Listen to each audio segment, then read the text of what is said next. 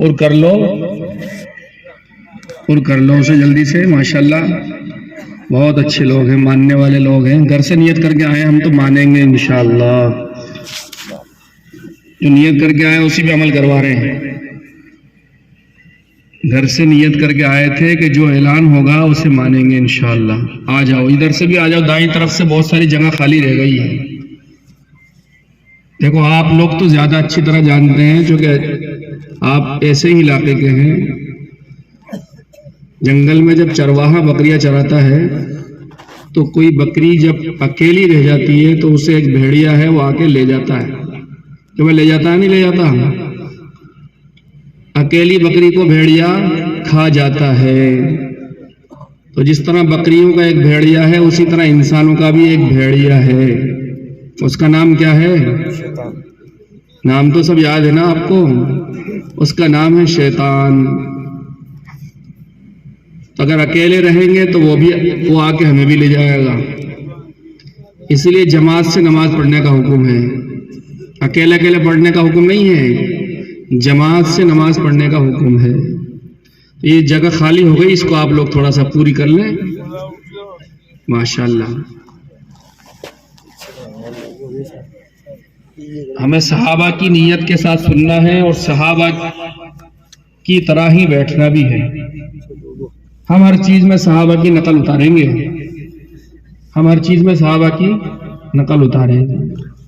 صحابہ سنتے تھے عمل کی نیت سے, سمعنا و اطعنا, سنیں گے اور مانیں گے.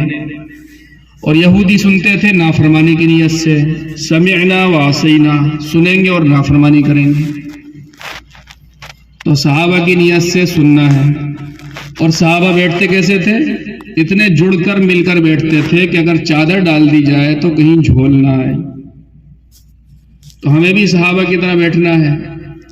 آ جاؤ, اٹھ کر آ جاؤ. ماشاءاللہ جن کی کمر میں درد ہوتا ہے, جن کے پاؤں میں درد ہوتا ہے, ان کو اجازت ہے کہ وہ ٹیکا لگا لیں, کمرے کو پکڑ کے بیٹھے رہیں.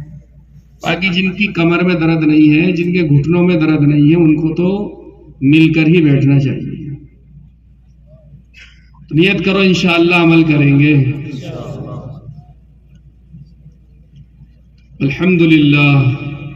الحمدللہ وحدہ والصلاة والسلام علی من لا نبی بعدہ. اما بعد فاعوذ باللہ من الشیطان الرجیم. بسم اللہ الرحمن الرحیم. ومن احسن قولا ممن دعا الى اللہ وعمل صالحا وقال اننی من المسلمین. وقال تعالی كنتم خير أمة أخرجت للناس تأمرون بالمعروف وتنهون عن المنكر وتؤمنون بالله. وقال تعالى من عمل صالحا من ذكر أو أنثى وهو مؤمن فلنحيينه حياة طيبة سيجعل لهم الرحمن ودا. صدق الله العظيم. قال النبي صلى الله عليه وسلم غدوة في سبيل الله وروحة خير من الدنيا وما فيها, أو كما قال عليه الصلاة والسلام. وقال رسول الله صلى الله عليه وسلم إن الله لا ينظر إلى صوركم وأموالكم ولكن ينظر إلى قلوبكم وأعمالكم, أو كما قال عليه الصلاة والسلام. میرے محترم بھائیوں, دوستوں, بزرگوں, عزیز ساتھیوں, یہ ساری کائنات جس میں ہم رہتے اور بستے ہیں یہ اللہ رب العزت کی بنائی ہوئی ہے. بغیر کسی نمونے کے اللہ نے اپنی قدرت سے اس ساری کائنات کو بنایا ہے اور وہی اس کائنات کے نظام کو چلا رہے ہیں. اب تک جو ہوا ہے وہ اللہ کے کرنے سے ہوا ہے, جو ہو رہا ہے وہ اللہ کے کرنے سے ہو رہا ہے, اور جو آئندہ ہوگا وہ بھی اللہ کے کرنے سے ہی ہوگا. یہ ساری کائنات اور اس کی تمام مخلوقات اپنے وجود میں آنے میں, اپنے باقی رہنے میں اور اپنے فنا اور ختم ہونے میں اللہ کی محتاج ہے, اللہ کی پابند ہے.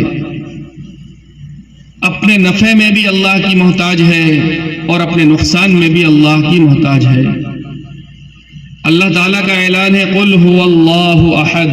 نبی جی اعلان کر دیجئے کہ اللہ ایک ہے. اللہ الصمد, اللہ بے نیاز ہے. سمد اسے کہتے ہیں جس کے سب محتاج ہوں، جس کی سب کو ضرورت ہو اور اسے کسی کی ضرورت نہ ہو۔ تو اس ساری کائنات کو اپنے ہر عمل میں اللہ کی ضرورت ہے۔ اللہ کو اپنے کسی بھی کام میں کسی بھی مخلوق کی ذرہ برابر بھی ضرورت نہیں ہے۔ اللہ وہ ہے جو اپنی قدرت سے اس کائنات میں جب چاہے جو چاہے جیسے چاہے کر سکتے ہیں۔ اللہ کے فیصلے کو دنیا میں کوئی ٹال نہیں سکتا۔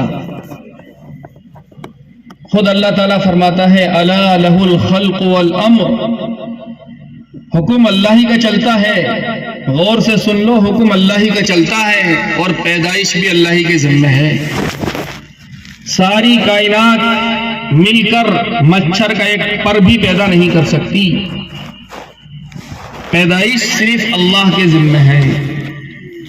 واللہ غالب علی امرہ، اور اللہ اپنے فیصلے پر، اپنے فیصلے کو نافذ کرنے پر پوری طاقت رکھتے ہیں۔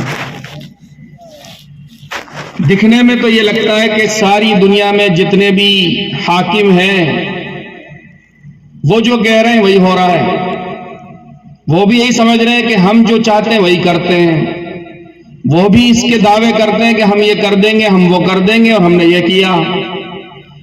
حالانکہ یہ سب کے سب جھوٹے دعوے ہیں۔ ساری دنیا کے سارے حاکم اللہ کے حکم کے بغیر کچھ نہیں کر سکتے، سب اللہ کے محتاج اور اللہ کے پابند ہیں۔ دنیا میں 4 بادشاہ گزرے جن کی ساری دنیا پر حکومت تھی، ان میں سے 2 کافر تھے اور 2 مسلمان، نمرود اور بخت نصر۔ نمرود اور بخت نصر یہ کافر تھے، حضرت سلیمان علیہ السلام اور سکندر ذوالقرنین یہ مسلمان تھے۔ تو ساری دنیا کے بادشاہوں میں سے نمرود تھا، اس نے یہ طے کر لیا کہ ابراہیم علیہ السلام کو ختم کرنا ہے۔ نمرود کی پارلیمنٹ میں پاس ہو گیا کہ ابراہیم علیہ السلام کو ختم کرنا ہے تاکہ نہ رہے بانس اور نہ بجے بانسری۔ اللہ کے عرش پر فیصلہ ہو گیا کہ ابراہیم علیہ السلام کو زندہ رہنا ہے۔ تو نمرود نے پوری طاقت لگا کر ابراہیم علیہ السلام کو آگ میں جھونک دیا، آگ میں ڈال دیا، اور آگ ہے کہ ابراہیم علیہ السلام کو جلاتی نہیں ہے، اس لیے کہ آگ کو اللہ نے حکم دے دیا ہے یا نار کونی بردا وسلاما علی ابراہیم، خبردار جو ابراہیم کا ایک بال بھی جل جائے ٹھنڈی ہو جا اور سلامتی والی ہو جا میرے ابراہیم پر۔ تو ابراہیم علیہ السلام کا آگ میں چلہ لگوا دیا اور نکال دیا۔ کہاں لگوایا چلہ؟ بولو بھائی، ابراہیم علیہ السلام کا آگ میں چلہ لگوا دیا اور باہر نکال دیا۔ نمرود اپنی ساری طاقت لگا کر ابراہیم علیہ السلام کو ختم کرنے میں ناکام ہے اور اللہ اپنے فیصلے کو نافذ کرنے پر قادر ہے۔ فرعون کی پارلیمنٹ میں فیصلہ ہو گیا کہ موسیٰ علیہ السلام کو پیدا نہیں ہونے دینا ہے۔ آرڈر جاری ہو گیا کہ جو بچہ پیدا ہو بنی اسرائیل میں اسے فوراً قتل کر دو اور میاں بیوی کو الگ کر دو، میاں بیوی کو الگ کر دو۔ عمل شروع ہو گیا۔ اسی ایمرجنسی کے زمانے میں اللہ رب العزت نے اپنے فرش پر، اپنے عرش پر فیصلہ کر دیا کہ موسیٰ علیہ السلام کو پیدا ہونا ہے اور زندہ بھی رہنا ہے۔ چنانچہ اللہ تعالیٰ نے حضرت موسیٰ علیہ السلام کو اسی زمانے میں پیدا کیا اور پھر حفاظت کا سامان بھی کر دیا۔ موسیٰ علیہ السلام کی والدہ کی طرف وحی بھیجی، فَإِذَا خِفْتِ عَلَيْهِ فَأَلْقِيهِ فِي الْيَمِّ وَلَا تَخَافِي وَلَا تَحْزَنِي إِنَّا رَادُّوهُ إِلَيْكِ وَجَاعِلُوهُ مِنَ الْمُرْسَلِينَ۔ جب تمہیں اپنے بچے پر زیادہ خوف اور خطرہ محسوس ہو تو اسے صندوق میں بند کر کے صندوق کو دریا کے حوالے کر دینا۔ تو ہمارے تم سے 2 وعدے ہیں، نمبر 1 ہم اسے تمہارے پاس واپس لوٹائیں گے، اور نمبر 2 اسے رسول بھی بنائیں گے۔ تو اللہ رب العزت کے وعدے پر یقین کر کے حضرت موسیٰ علیہ السلام کی والدہ نے آپ کو صندوق میں بند کیا اور دریا کی موجوں کے حوالے کر دیا۔ اللہ نے دریا کی موجوں کو حکم دیا کہ اس صندوق کو فرعون کے محل کی طرف لے جاؤ۔ موسیٰ علیہ السلام کو فرعون کے محل میں پہنچایا اور فرعون کے محل سے واپس والدہ کے پاس پہنچا دیا، پہلا وعدہ پورا کر دیا۔ اور 40 سال کے ہوئے مدین سے لوٹتے ہوئے کوہ طور پہ بلا کر ان کو رسول اور نبی بھی بنا دیا۔ تو کس کی چلی؟ فرعون کی چلی کہ اللہ کی چلی؟ اللہ ہی کی چلتی ہے۔ ابو جہل کی پارلیمنٹ میں فیصلہ ہوا نعوذ باللہ محمد صلی اللہ علیہ وسلم کو ختم کر دیا جائے، پانی سر سے اوپر ہو گیا، اب برداشت نہیں ہوگا۔ 40 بندے بھی طے کر دیے جو نبی کے گھر کو چاروں طرف سے گھیر کے کھڑے ہو جائیں، اور جیسے ہی نبی صبح نماز کے لیے نکلے فوراً ایک ساتھ حملہ کر کے ان کو ختم کر دیا جائے۔ تو نبی کے گھر کو چاروں طرف سے گھیر لیا گیا۔ اوپر اللہ کے عرش پر فیصلہ ہوا محمد صلی اللہ علیہ وسلم زندہ رہیں گے اور انہی کے سامنے سے، انہی کی آنکھوں کے سامنے سے گزریں گے اور مدینے پہنچیں گے۔ تو اللہ رب العزت نے نبی کو باخبر کیا اور نبی سے کہا آپ ان کے سامنے سے نکلے، گھر کے پیچھے سے نہ بھاگیں، ان کے سامنے سے گھر کے دروازے سے نکلیں اور مٹی کی ایک مٹھی اٹھائیں اور ان کی طرف پھینک دیں۔ تو حضور نے ایک مٹی کی بھری اور ان کی طرف پھینکا اور سب کو اللہ پاک نے اندھا کر دیا اور انہی کے سامنے سے نبی کو نکال دیا۔ کس کی چلی؟ تلاش کرتے کرتے ابو جہل ملعون کے انعام کے لالچ میں ابو جہل نے انعام رکھ دیا نعوذ باللہ جو محمد صلی اللہ علیہ وسلم کا سر کاٹ کر لے آئے گا اسے 100 اونٹ انعام میں ملیں گے۔ تو انعام کے لالچ میں تلاش کرتے کرتے غار ثور پہ پہنچ گئے بندے۔ صدیق اکبر کو ان کے پاؤں بھی نظر آ گئے، گھبرانے لگ گئے صدیق اکبر رضی اللہ عنہ۔ تو اللہ کے نبی صلی اللہ علیہ وسلم نے ان کی گھبراہٹ دیکھ کر فرمایا یا ابا بکر ما ظنک باثنین اللہ ثالثہما، اے ابو بکر تمہارا ان دو کے بارے میں کیا خیال ہے جن کا تیسرا اللہ ہے؟ لا تحزن ان اللہ معنا، غم نہ کرو اللہ ہمارے ساتھ ہے۔ تو وہاں سے اللہ نے انہیں ناکام لوٹا دیا اور حضور کو حفاظت کے ساتھ مدینے پہنچا دیا۔ کس کی چلی؟ اللہ ہی کی چلتی ہے، اللہ ہی کی چلتی ہے۔ اس ساری کائنات میں ہوتا وہ ہے جو اللہ چاہتے ہیں۔ دنیا کے سارے حاکم اتنے محتاج ہیں، اتنے بے بس ہیں، ان کا پیشاب اللہ چالو کر دے تو بند نہیں کر سکتے اور بند کر دے تو وہ چالو نہیں کر سکتے۔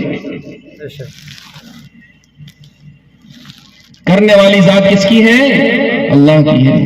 اچھا ساری دنیا کے حاکم اور بادشاہ مل کر سر جوڑ کے بیٹھیں اور غور کریں موت کتنی بری چیز ہے، دنیا میں آنا نہیں چاہیے، اس لیے کہ اس سے شوہر بیوی سے محروم ہو جاتا ہے، بیوی شوہر سے محروم ہو جاتی ہے، ماں باپ اولاد سے محروم ہو جاتے ہیں، اولاد ماں باپ سے محروم ہو جاتی ہے، بھائی بھائی سے جدا ہو جاتا ہے، بہن بھائی سے جدا ہو جاتی ہے، پورے گھر میں ماتم مچ جاتا ہے، پورے علاقے کے اندر رونا دھونے کی آوازیں بلند ہو جاتی ہیں، ساری خوشیاں مٹی میں مل جاتی ہیں، تو کیا ہی اچھا ہو موت کا انتظام کر لیں۔ کیوں بھائی سارے دنیا کے بادشاہ مل کر موت کا انتظام کر سکتے ہیں کہ دنیا میں موت نہ آئے، قانون بنا سکتے ہیں موت نہ آئے، اور یہ بنا لے تو اس قانون کو نافذ بھی کر سکتے ہیں؟